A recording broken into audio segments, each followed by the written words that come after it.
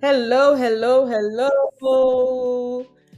Good evening. And I always say good morning, good afternoon, good day, because I know not everyone that is joining is sitting where we are sitting. So, from Mina, myself, as Ulinda Ndungane, I'd just like to warmly welcome everyone and say it is so great to have this date with you. Another awesome, beautiful Thursday. And every Thursday, well, hopefully, every Thursday, we have an amazing date where we talk to young people, graduates, young professionals about things that affect young professionals in our country. We are in South Africa, and we know there's people around the world as well that would benefit from such conversations that we're having to empower each other as we go into the job market, go into entrepreneurship, as we go into leadership roles, especially, it's important that we have such conversations about how we.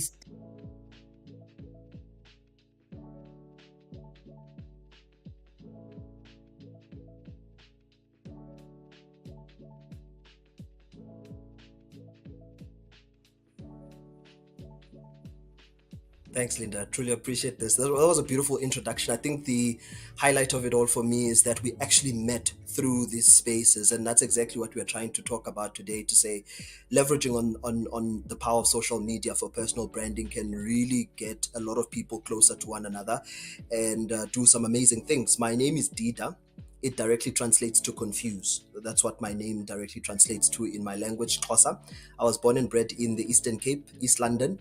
I moved to Pretoria in 2020. I'm an accountant by profession, but I usually refer to myself as a financial storyteller. I turn around numbers and give financial insights. I really just love turning numbers into words. I love words. I love speaking. I love writing. And that's exactly what happens when I meet up with a lot of people as well. I'm fascinated about what they do, which is why I do a lot of what I do on LinkedIn, which is really writing about people. Fascinated by reading bios, the introductions, and seeing the brilliant stuff that people do. People on LinkedIn and in fact across social media, even those that are not on social media, are really doing brilliant work, and that's pretty much what I enjoy doing.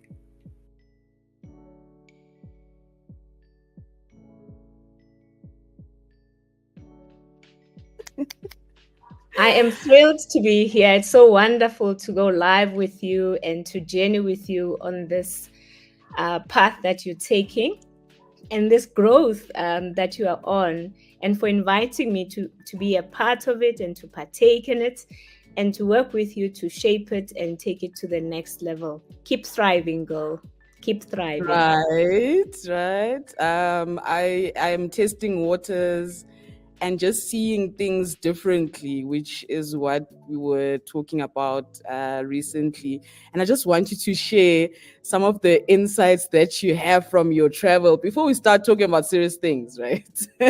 We get to talk about career challenges, I know, but as we wait Yeah. for people to join, if you can just highlight some of your recent travels that you've had, it's so exciting. I'm a travel person, so I know there's people who are joining that also love to travel or are thinking about it, and you will want to hear something that touched you.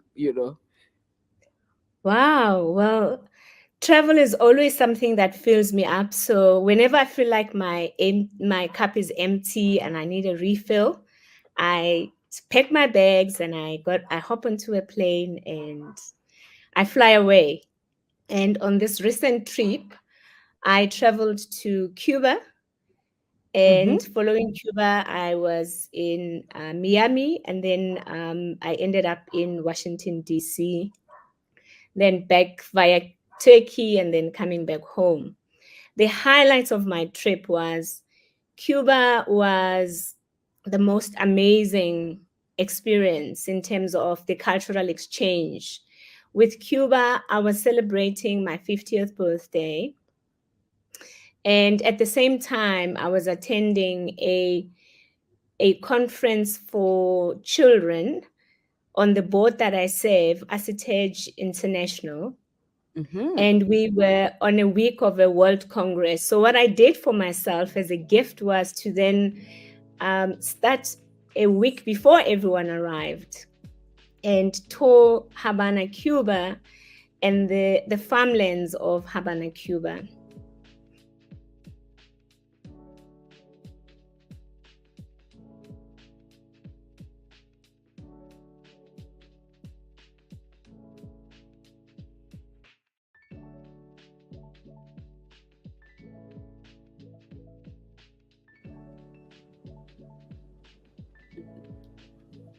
Hi, Kodani.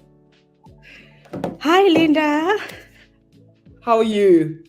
I am nervous, I must say. I'm very nervous. Really?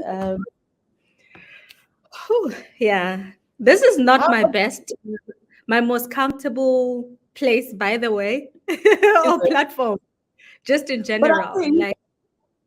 I think your other platform, the youthful one, is more scarier for me.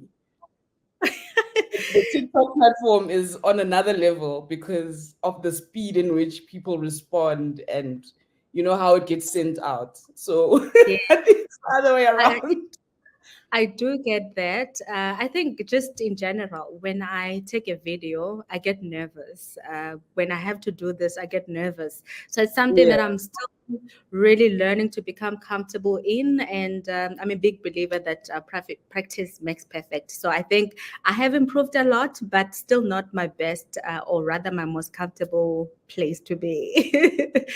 No, Yeah. I think for everyone, LinkedIn is a bit scary. I was speaking to one of the young professionals, Mhm. and she was telling me, "Yo, that place is just it's on another level. Like Instagram is my world, but when I look at LinkedIn, it's Yeah. uptight. Everyone is, speaking about things that I wish I could speak about. I'm like, but you going through the same things. You attend professional events. You are studying, you are working, so it's people that are talking about things that are professional. It's just a different setting, but yeah, I get you.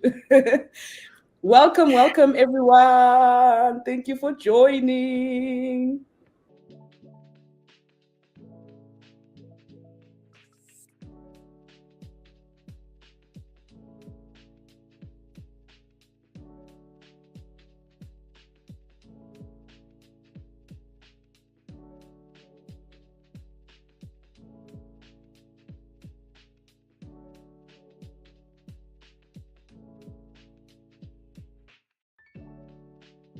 There's things that take place that we can control and things that we can't control. So around youth empowerment, what is it that we need to do in order to break barriers? So this is going to be the conversation. I'm going to quickly hand over to my panelists for them to introduce themselves to everyone.